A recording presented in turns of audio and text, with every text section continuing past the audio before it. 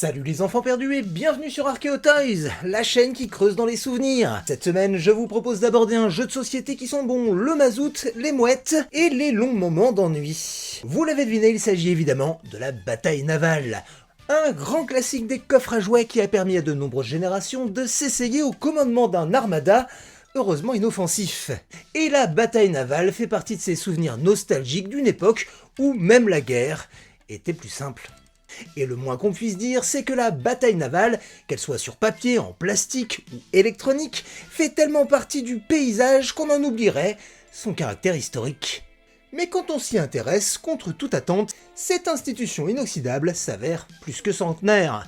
Alors comment ce jeu qui ne demande rien de plus que des feuilles quadrillées et un stylo est-il devenu un objet ludique commercial, vendu sur tous les continents? Quels sont ses liens avec le monde militaire? Et par quel mauvais sort la bataille navale a-t-elle fait l'objet d'une adaptation ciné avec Rihanna?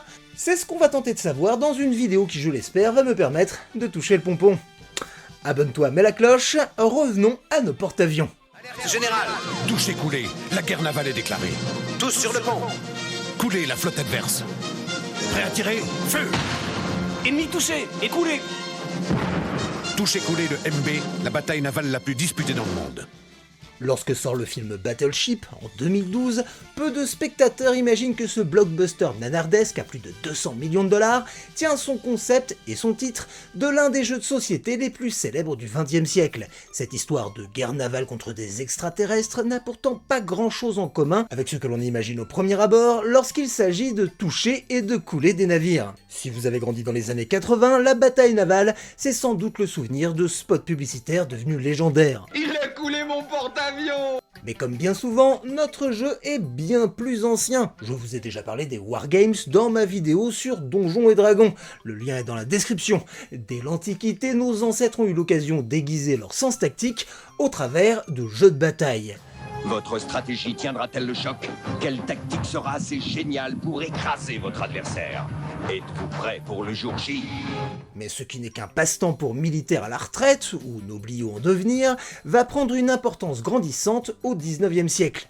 L'armée prussienne va développer des simulations de bataille sur table afin de préparer au mieux l'invasion de la France en 1870. Et dès 1890, on trouve aux USA un jeu vendu sous le nom de Basilinda qui propose de défendre un verger tout en tirant au canon sur le champ caché de son adversaire. Une fois n'est pas coutume, on considère que l'ancêtre direct de notre bataille navale est français. Et encore plus rare, l'attaque, c'est son nom, aurait été inventée par une femme, Hermance Aidant. Issue de la petite bourgeoisie, elle présente pour la première fois son jeu au concours Lépine en 1908. Avec son beau-frère, qu'elle épousera après le décès de sa sœur, elle parvient à déposer un brevet en France, mais surtout en Angleterre, où l'attaque connaît un tel succès qu'il sera dérivé sous de nombreuses versions, dont une version navale. Hermance disparaît en 1935 et son jeu sera réutilisé sous le nom de Stratego. Mais bon, ça c'est une autre histoire. La Seconde Guerre mondiale est l'occasion de proposer de nouveaux jeux basés sur le concept, mais le plus souvent avec des entités en carton et surtout à plat. Il faut attendre le milieu des années 60 pour que l'éditeur de jeux Milton Bradley choisisse de représenter des bateaux miniatures en plastique, accompagnés de plateaux, mais surtout dans des valisettes, oui, les mêmes mallettes que celles pour la bombe nucléaire. Mais surtout, MB a les moyens de s'offrir des campagnes télé.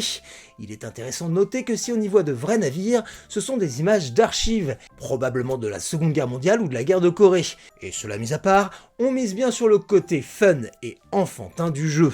Nous sommes alors en pleine guerre du Vietnam, et la chose militaire a été rarement aussi sensible. Les campagnes télé vont donc limiter les uniformes dans un premier temps. Et l'une des plus célèbres, c'est celle de l'opéra, qui s'offre même le luxe de proposer du Wagner. H7.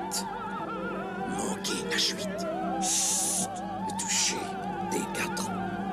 Manqué H6. Il a coulé mon porte-avions. Touché coulé de MB, on peut y jouer presque partout. À la fin des années 70, la mode devient stellaire et les jeux électronique. MB remet sa bataille navale au goût du jour avec une version sonore, mais je ne peux m'empêcher de préférer son concurrent, la bataille spatiale, qui semble tout droit sortie de Star Wars. Un vaisseau spatial non identifié est entré dans notre espace aérien. Le repérer et l'intercepter avant qu'il n'atteigne la Terre. La poursuite spatiale, une bataille électronique de l'espace qui se joue à deux. Le ton va devenir beaucoup plus martial dans les années 80, avec des promesses de batailles historiques et des victoires sans partage sur toute la famille. La chute de l'URSS ne marquera pas pour autant une chute des ventes de ces jeux de guerre, et dès le début de la décennie suivante, la publicité a définitivement passé un cap. Les spots vont presque se tourner vers les clips de recrutement pour la marine, avec un décorum qui sent bon Octobre Rouge.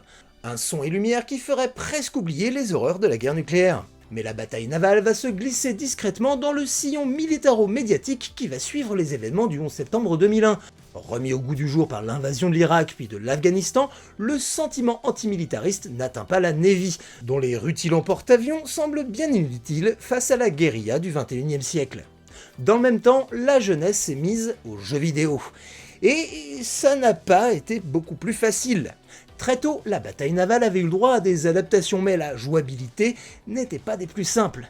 La version NES et ses diagrammes paraissent bien plus obscurs que le jeu original. Alors pour la version Super Nintendo, on aura droit à des cartes gigantesques et un système de tour par tour qui n'est pas sans rappeler les RPG nippons.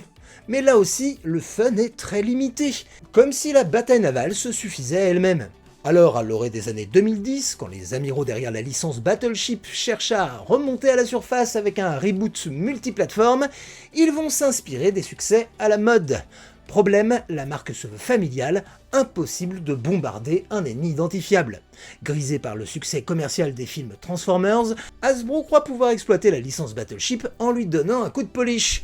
Annoncé pour une sortie en 2011, Battleship le film profite d'un budget de 200 millions de dollars et du soutien de l'armée américaine. Mais son scénario tient sur un post-it. En pleine opération en mer, une flottille est attaquée par des vaisseaux extraterrestres lorsque nos héros inférieurs technologiquement se retrouvent obligés de ressortir un bateau de la Seconde Guerre mondiale et de se la jouer à l'ancienne. Mais entre les FX à la truelle et les scènes contractuelles imposées par les stars, il reste plus grand chose à garder.